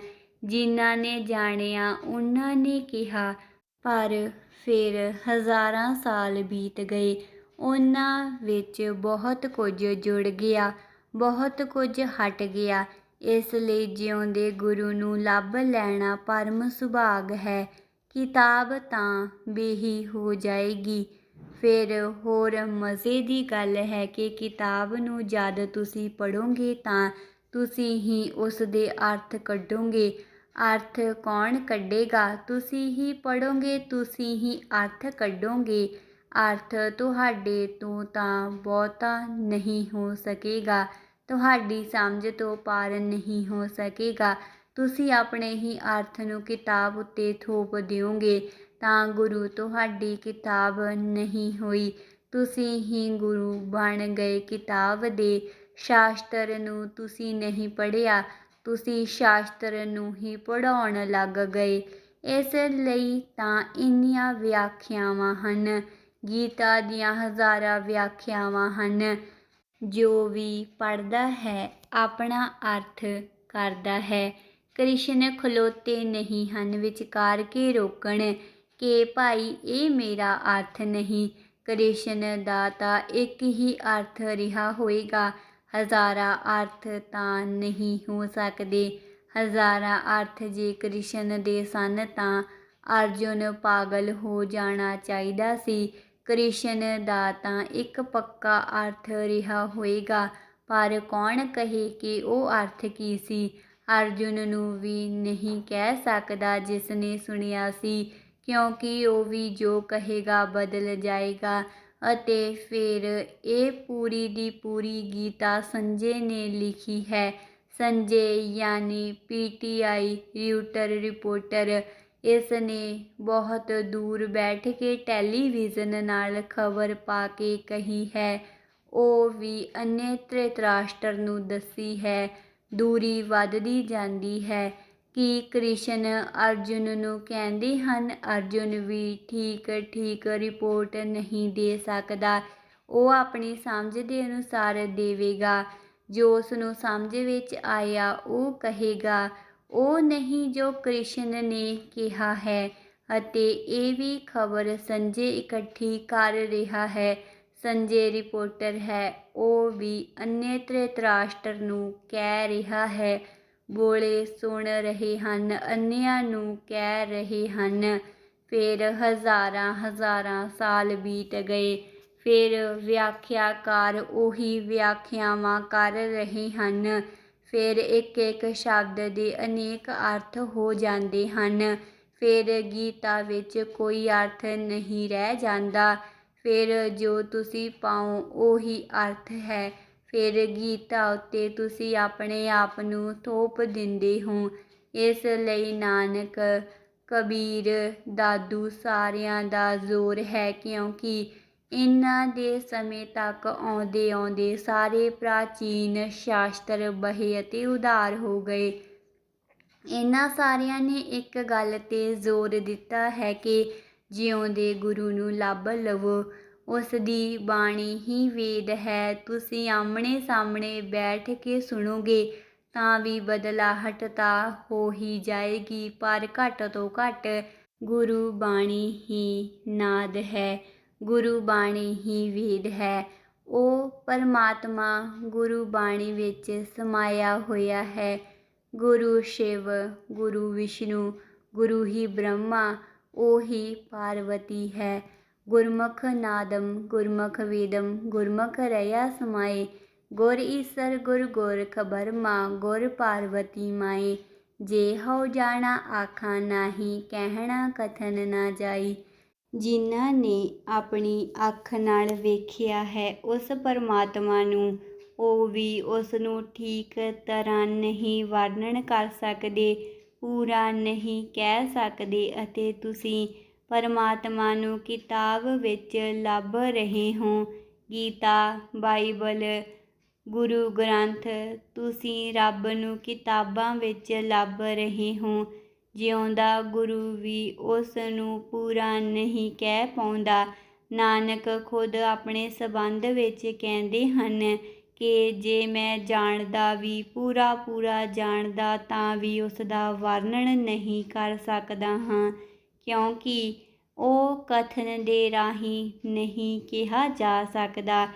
ਜਿਹੜਾ ਕਥਨ ਦੇ ਰਾਹੀਂ ਨਹੀਂ ਕਿਹਾ ਜਾ ਸਕਦਾ, ਉਸ ਨੂੰ ਤੁਸੀਂ ਕਥਾ ਦੇ ਰਾਹੀਂ ਸਮਝ ਰਹੇ ਹੋ। ਜਿਹੜਾ ਕਥਨ ਦੇ ਰਾਹੀਂ ਨਹੀਂ ਕਿਹਾ ਜਾ ਸਕਦਾ, ਉਸ ਨੂੰ ਤੁਸੀਂ ਛਪੇ ਹੋਏ ਵਚਨਾਂ ਦੇ ਰਾਹੀਂ ਸਮਝ ਰਹੇ ਹੋ। ਨਹੀਂ, ਉਸ ਦੀ ਖਬਰ ਤਾਂ ਜਿਉਂਦੇ ਗੁਰੂ ਦੇ ਕੋਲ ਹੀ ਮਿਲੇਗੀ। ਉਹ ਵੀ ਨਹੀਂ ਕਿ ਗੁਰੂ ਜੋ ਕਹਿੰਦਾ ਹੈ ਉਸ ਦੇ ਨਾਲ ਤੁਸੀਂ ਸਮਝੋਗੇ। ਗੁਰੂ ਜੋ ਹੈ ਉਸ ਦੇ ਨਾਲ ਤੁਸੀਂ ਸਮਝੋਗੇ। ਗੁਰੂ ਦੀ ਮੌਜੂਦਗੀ ਸਮਝਾਏਗੀ, ਗੁਰੂ ਦਾ ਹੋਣਾ ਸਮਝਾਏਗਾ, ਉਸ ਦੇ ਨਾਲ ਹੋਣਾ, ਉਸ ਦੀ ਹਵਾ, ਉਸ ਦਾ ਕਲਾਈਮੇਟ, ਗੁਰੂ ਦੇ ਕੋਲ ਹੋਣਾ, ਇੱਕ ਦੂਜੀ ਹਵਾ ਵਿੱਚ ਹੋਣਾ ਹੈ। ਘੱਟ ਤੋਂ ਘੱਟ ਓਨੀ ਦੇਰ ਨੂੰ ਸੰਸਾਰ ਗੁਆਚ ਜਾਂਦਾ ਹੈ। ਘੱਟ ਤੋਂ ਘੱਟ ਓਨੀ ਦੇਰ ਨੂੰ ਸੰਸਾਰ ਗੁਆਚ ਜਾਂਦਾ ਹੈ। ਘੱਟ ਤੋਂ ਘੱਟ ਓਨੀ ਦੇਰ ਨੂੰ ਤੁਸੀਂ ਦੂਜੇ ਲੋਕ ਵਿੱਚ ਹੁੰਦੇ ਹੋ। ਘੱਟ ਤੋਂ ਘੱਟ ਓਨੀ ਦੇਰ ਲਈ ਤੁਹਾਡੀ ਚੇਤਨਾ ਕਿਸੇ ਨਵੇਂ ਢਾਂਚੇ ਵਿੱਚ ਹੋ ਜਾਂਦੀ ਹੈ। ਗੁਰੂ ਦੀ ਖਿੜਕੀ ਤੋਂ ਥੋੜ੍ਹੀ ਦੇਰ ਲਈ ਤੁਸੀਂ ਝਾਕਣ ਨੂੰ ਰਾਜ਼ੀ ਹੋ ਜਾਓ। ਇਸ ਦੇ ਸਿਵਾ ਹੋਰ ਕੋਈ ਰਾਹ ਨਹੀਂ ਹੈ। ਜੇ ਮੈਂ ਜਾਣਦਾ ਵੀ ਤਾਂ ਵੀ ਉਸ ਦਾ ਵਰਣਨ ਮੈਂ ਨਹੀਂ ਕਰ ਸਕਦਾ ਸੀ, ਕਿਉਂਕਿ ਉਹ ਕਥਨ ਦੇ ਰਾਹੀਂ ਨਹੀਂ ਕਿਹਾ ਜਾ ਸਕਦਾ। ਜੇ ਹਉ ਜਾਣਾ ਆਖਾਂ ਨਾਹੀ, ਕਹਿਣਾ ਕਥਨ ਨਾ ਜਾਈ। ਪਰ ਇੱਕ ਗੁਰ ਦੇ ਨਾਲ ਸਾਰੀ ਗੱਲ ਹੱਲ ਹੋ ਜਾਂਦੀ ਹੈ। ਗੁਰ ਜੋ ਦੇਵੇ ਉਹੀ ਹੀ ਗੁਰੂ ਹੈ। ਗੁਰ ਦਾ ਅਰਥ ਹੈ ਟੈਕਨੀਕ, ਗੁਰ ਦਾ ਅਰਥ ਹੈ ਵਿਧੀ, ਗੁਰ ਦਾ ਅਰਥ ਹੈ ਮੈਥਡ। ਅਤੇ ਉਹ ਜਿਸ ਦੇ ਕੋਲੋਂ ਮਿਲ ਜਾਏ ਉਹੀ ਗੁਰੂ। ਇੱਕ ਗੁਰ ਨਾਲ ਸਾਰੀ ਗੱਲ ਹੱਲ ਹੋ ਜਾਂਦੀ ਹੈ, ਸਾਰੀ ਉਲਝਣ ਹੱਲ ਹੋ ਜਾਂਦੀ ਹੈ। ਅਤੇ ਉਹ ਗੁਰੂ ਨਾਨਕ ਕਹਿੰਦੇ ਹਨ, ਇਹ ਹੈ ਗੁਰਾਂ ਇੱਕ ਦੇ ਬੁਝਾਈ, ਸਭਨਾ ਜੀਆਂ ਕਾ ਇੱਕ ਦਾਤਾ, ਸੋ ਮੈਂ ਵਿਸਰ ਨਾ ਜਾਈ। ਸਾਰਿਆਂ ਦਾ ਉਹੀ ਇੱਕ ਮਾਲਿਕ ਹੈ, ਸਾਰਿਆਂ ਦਾ ਉਹੀ ਇੱਕ ਨਿਰਮਾਤਾ ਹੈ, ਸਾਰਿਆਂ ਦਾ ਉਹੀ ਇੱਕ ਸ੍ਰਸ਼ਟਾ ਹੈ। ਉਸ ਨੂੰ ਮੈਂ ਭੁੱਲ ਨਾ ਜਾਵਾਂ, ਇਸ ਸੱਚਾਈ ਨੂੰ ਮੈਂ ਯਾਦ ਕਰ ਸਕਾਂ ਕਿ ਸਾਰਿਆਂ ਵਿੱਚ ਉਹੀ ਲੁਕਿਆ ਹੈ। ਸਾਰੇ ਹੱਥਾਂ ਦਾ ਹੱਥ ਉਹੀ ਹੈ, ਸਾਰੀਆਂ ਅੱਖਾਂ ਦੀ ਅੱਖ ਉਹੀ ਹੈ, ਉਹੀ ਧੜਕਦਾ ਉਹੀ ਜੀਵਨ ਹੈ। ਉਸ ਨੂੰ ਮੈਂ ਭੁੱਲ ਨਾ ਜਾਵਾਂ, ਹਰ ਘੜੀ ਇਹ ਮੈਨੂੰ ਯਾਦ ਬਣੀ ਰਹੇ। ਇਹ ਗੁਰ, ਇਹ ਸੀਕ੍ਰੇਟ ਫੜਿਆ ਜਾਏ ਤਾਂ ਹੌਲੀ ਹੌਲੀ ਮਾਲਾ ਦੇ ਮਣਕਿਆਂ ਤੋਂ ਹਟ ਕੇ ਮਣਕਿਆਂ ਦੇ ਅੰਦਰ ਜਿਹੜਾ ਲੁਕਿਆ ਹੋਇਆ ਧਾਗਾ ਹੈ ਉਸ ਨੂੰ ਫੜ ਲਵੋਗੇ। ਉਹ ਧਾਗਾ ਪਰਮਾਤਮਾ ਹੈ, ਤੁਸੀਂ ਮਣਕੇ ਹੋ। ਤੁਹਾਡੇ ਅੰਦਰ ਜਿਹੜੀ ਜੀਵਨ ਦੀ ਧਾਰਾ ਵਗ ਰਹੀ ਹੈ, ਜਿਹੜਾ ਜੀਵਨ ਦਾ ਧਾਗਾ ਹੈ, ਉਹੀ ਪਰਮਾਤਮਾ ਹੈ। ਮੇਰੇ ਵਿੱਚ ਵੀ ਉਹੀ ਧਾਗਾ ਹੈ, ਤੁਹਾਡੇ ਵਿੱਚ ਵੀ ਉਹੀ ਹੈ। ਰੁੱਖ ਵਿੱਚ, ਪਸ਼ੂ ਪੰਛੀ ਵਿੱਚ, ਚੱਟਾਨ ਪਹਾੜ ਵਿੱਚ ਵੀ ਉਹੀ ਹੈ। ਉਹੀ ਜਿਉਂਦਾ ਹੈ ਅਨੇਕਾਂ ਰੂਪਾਂ ਵਿੱਚ, ਉਹੀ ਲਹਿਰਾਉਂਦਾ ਹੈ ਅਨੇਕਾਂ ਲਹਿਰਾਂ ਵਿੱਚ। ਤਾਂ ਤੁਸੀਂ ਉਸ ਧਾਗੇ ਨੂੰ ਨਾ ਭੁੱਲੋ, ਤਾਂ ਗੁਰ ਹੱਥ ਵਿੱਚ ਆ ਗਿਆ। ਹੋਰ ਸਾਰੀਆਂ ਬੁਝਾਰਤਾਂ ਆਪਣੇ ਆਪ ਹੱਲ ਹੋ ਜਾਣਗੀਆਂ। ਕੀ ਕਰੋਗੇ, ਕਿਵੇਂ ਇਸ ਗੁਰ ਨੂੰ ਸਾਂਭੋਗੇ? 24 ਘੰਟੇ ਸੰਭਾਲਣਾ ਹੈ। ਵੱਡੀ ਹਿੰਮਤ ਚਾਹੀਦੀ ਹੈ। ਬਹੁਤ ਗੁੰਝਲਾਂ ਵੀ ਹੋਣਗੀਆਂ। ਜੇਕਰ ਗੁੰਝਲਾਂ ਨਾ ਹੁੰਦੀਆਂ ਤਾਂ ਕਦੋਂ ਦੀ ਦੁਨੀਆ ਧਾਰਮਿਕ ਹੋ ਗਈ ਹੁੰਦੀ। ਗੁੰਝਲਾਂ ਤਾਂ ਹਨ ਹੀ, ਅਤੇ ਹੋਣੀਆਂ ਵੀ ਚਾਹੀਦੀਆਂ ਹਨ, ਕਿਉਂਕਿ ਬਿਨਾਂ ਔਕੜ ਤੋਂ ਕੁਝ ਮਿਲ ਜਾਏ ਤਾਂ ਵਿਅਰਥ ਹੈ। ਬਿਨਾਂ ਸਫ਼ਰ ਤੋਂ ਤੁਸੀਂ ਮੰਜ਼ਿਲ 'ਤੇ ਪਹੁੰਚ ਜਾਓ ਤਾਂ ਤੁਸੀਂ ਫਿਰ ਭਟਕ ਜਾਓਗੇ। ਮੁਸ਼ਕਿਲ ਨਾਲ ਜਿਸ ਨੂੰ ਤੁਸੀਂ ਪਾਓਗੇ ਉਸ ਨੂੰ ਤੁਸੀਂ ਸੰਭਾਲੋਗੇ। ਮੁਫ਼ਤ ਤੁਹਾਨੂੰ ਜੋ ਮਿਲ ਜਾਏ ਤੁਸੀਂ ਉਸ ਨੂੰ ਸੰਭਾਲ ਵੀ ਨਹੀਂ ਸਕੋਗੇ। ਅਤੇ ਫਿਰ ਇੰਨੇ ਵਿਰਾਟ ਸੱਤਿਅ ਨੂੰ ਪਾਉਣ ਚੱਲੇ ਹੋ ਤਾਂ ਦਾਅ 'ਤੇ ਕੁਝ ਲਗਾਉਣਾ ਵੀ ਪਵੇਗਾ। ਧਰਮ ਇੱਕ ਪਾਸਿਓਂ ਗੁਆਚਣਾ ਹੈ ਅਤੇ ਇੱਕ ਪਾਸਿਓਂ ਪਾਉਣਾ ਹੈ। ਇਸ ਲਈ ਮੰਜ਼ਿਲ ਹੈ। ਜੇਕਰ ਗਾਹਕ ਵਿੱਚ ਤੁਸੀਂ ਪਰਮਾਤਮਾ ਵੇਖੋਗੇ ਤਾਂ ਉਸ ਨੂੰ ਲੁੱਟ ਕਿਵੇਂ ਸਕੋਗੇ? ਜ਼ਰਾ ਮੁਸ਼ਕਿਲ ਹੋ ਜਾਏਗੀ। ਜੇਕਰ ਤੁਸੀਂ ਜੇਬ ਕੱਟਦੇ ਹੋ ਅਤੇ ਉਸ ਦੇ ਵਿੱਚ ਪਰਮਾਤਮਾ ਵਿਖਾਈ ਪੈ ਜਾਏ ਤਾਂ ਹੱਥ ਰੁਕ ਜਾਣਗੇ। ਬੁਰਾ ਕਿਵੇਂ ਕਰ ਸਕੋਗੇ? ਜੇਕਰ ਤੁਹਾਨੂੰ ਉਹੀ ਵਿਖਾਈ ਪੈਣ ਲੱਗਿਆ ਤਾਂ ਕਿਵੇਂ ਕਿਸੇ ਨੂੰ ਸ਼ਰਾਪ ਦੇ ਸਕੋਗੇ? ਕਿਵੇਂ ਕਿਸੇ ਨੂੰ ਗਾਲ ਕੱਢੋਗੇ? ਜੇਕਰ ਉਹੀ ਦਿਸਣ ਲੱਗ ਪਿਆ ਕਿਵੇਂ ਹੋਵੋਗੇ ਨਾਰਾਜ਼? ਕਿਵੇਂ ਰੱਖੋਗੇ ਦੁਸ਼ਮਣੀ? ਕਿਹਦੇ ਨਾਲ ਬੰਨੋਗੇ ਦੁਸ਼ਮਣੀ? ਜੇਕਰ ਉਹੀ ਹੈ ਤਾਂ ਤੁਸੀਂ ਥੋੜ੍ਹੀ ਮੁਸ਼ਕਿਲ ਵਿੱਚ ਪਾਓਗੇ। ਤੁਹਾਡੇ ਜੀਵਨ ਦਾ ਢਾਂਚਾ ਥਾਂ ਥਾਂ ਤੋਂ ਡਿੱਗਣ ਲੱਗੇਗਾ। ਤੁਸੀਂ ਜਿਹੜਾ ਮਕਾਨ ਬਣਾਇਆ ਹੈ ਉਹ ਉਸ ਦੇ ਤੋਂ ਉਲਟ ਹੈ। ਤੁਸੀਂ ਉਸ ਨੂੰ ਭੁੱਲ ਕੇ ਮਕਾਨ ਬਣਾਇਆ ਹੈ। ਤੁਸੀਂ ਉਸ ਨੂੰ ਯਾਦ ਕਰੋਗੇ ਤਾਂ ਤੁਹਾਡਾ ਇਹ ਮਕਾਨ ਤਾਂ ਟਿਕ ਨਹੀਂ ਸਕਦਾ। ਹਾਂ, ਇੱਕ ਗੱਲ ਪੱਕੀ ਹੈ ਕਿ ਤੁਹਾਨੂੰ ਬਹੁਤ ਵੱਡਾ ਮਕਾਨ ਮਿਲੇਗਾ, ਪਰ ਉਹ ਅੱਜ ਵਿਖਾਈ ਨਹੀਂ ਦੇ ਸਕਦਾ। ਇਸੇ ਲਈ ਤਾਂ ਜੁਆਰੀ ਚਾਹੀਦਾ ਹੈ। ਹਿੰਮਤ ਵਾਲੇ ਬੰਦੇ ਚਾਹੀਦੇ ਹਨ ਕਿ ਰਾਤ ਵਿੱਚ ਜੋ ਹੈ ਉਸ ਨੂੰ ਛੱਡ ਦੇਣ। ਉਸ ਨੂੰ ਪਾਉਣ ਲਈ ਜਿਸ ਦਾ ਅਜੇ ਪੱਕਾ ਭਰੋਸਾ ਨਹੀਂ। ਇਸ ਲਈ ਮੈਂ ਲਗਾਤਾਰ ਕਹਿੰਦਾ ਰਿਹਾ ਹਾਂ ਕਿ ਵਪਾਰੀਆਂ ਦਾ ਕੰਮ ਨਹੀਂ ਹੈ ਧਰਮ, ਜੁਆਰੀਆਂ ਦਾ ਕੰਮ ਹੈ। ਜੁਆਰੀ ਦਾਅ 'ਤੇ ਲਾ ਦਿੰਦਾ ਹੈ ਇਸ ਆਸ ਵਿੱਚ ਕਿ ਦੁੱਗਣਾ ਹੋ ਕੇ ਮਿਲੇਗਾ। ਮਿਲੇਗਾ ਕਿ ਨਹੀਂ ਪੱਕਾ ਨਹੀਂ। ਪਾਸੇ ਕਿਵੇਂ ਪੈਣਗੇ ਕੋਈ ਵੀ ਨਹੀਂ ਜਾਣਦਾ। ਹਿੰਮਤ ਚਾਹੀਦੀ ਹੈ ਜੁਆਰੀ ਦੀ। ਨਾਨਕ ਦੇ ਨਾਲ ਚੱਲਣਾ ਹੋਵੇ ਤਾਂ ਇਸ ਲਈ ਤਾਂ ਸਾਰੇ ਧਰਮ ਭ੍ਰਿਸ਼ਟ ਹੋ ਜਾਂਦੇ ਹਨ, ਕਿਉਂਕਿ ਸਾਡੇ ਕੋਲ ਜੁਆਰੀ ਵਰਗੀ ਹਿੰਮਤ ਨਹੀਂ।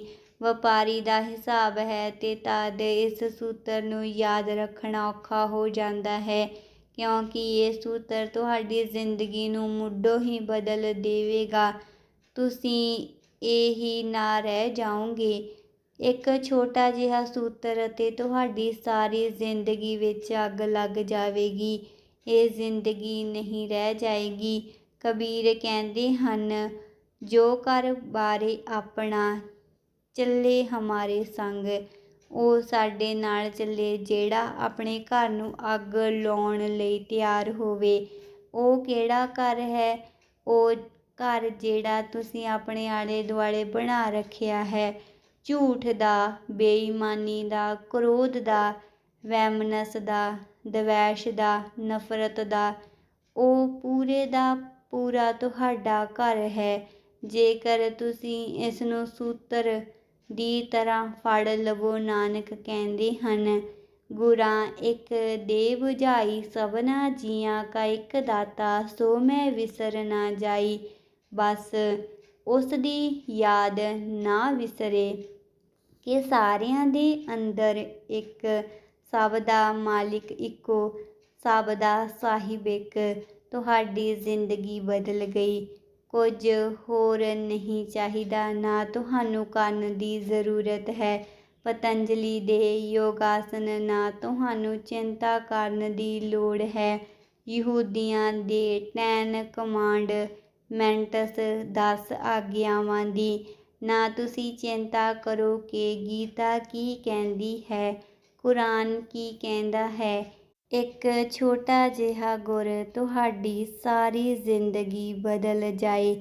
ਇਸ ਛੋਟੇ ਜਿਹੇ ਨਾਲ ਨਾਨਕ ਨੇ ਪਾਇਆ, ਤੁਸੀਂ ਵੀ ਪਾ ਸਕਦੇ ਹੋ। ਪਰ ਧਿਆਨ ਰੱਖਣਾ, ਜੋ ਘਰ ਬਾਰੇ ਆਪਣਾ ਚੱਲੇ ਹਮਾਰੇ ਸੰਗ। ਧੰਨਵਾਦ। ਉਮੀਦ ਹੈ ਕਿ ਤੁਹਾਨੂੰ ਇਹ ਆਡੀਓ ਕਿਤਾਬ ਜ਼ਰੂਰ ਪਸੰਦ ਆਈ ਹੋਵੇਗੀ। ਇਸ ਨੂੰ ਲਾਈਕ ਕਰਨਾ ਅਤੇ ਚੈਨਲ ਨੂੰ ਸਬਸਕ੍ਰਾਈਬ ਕਰਨਾ ਨਾ ਭੁੱਲਣਾ, ਤਾਂ ਜੋ ਤੁਹਾਨੂੰ ਹਰ ਆਉਣ ਵਾਲੀ ਵੀਡੀਓ ਦੀ ਨੋਟੀਫਿਕੇਸ਼ਨ ਮਿਲ ਸਕੇ।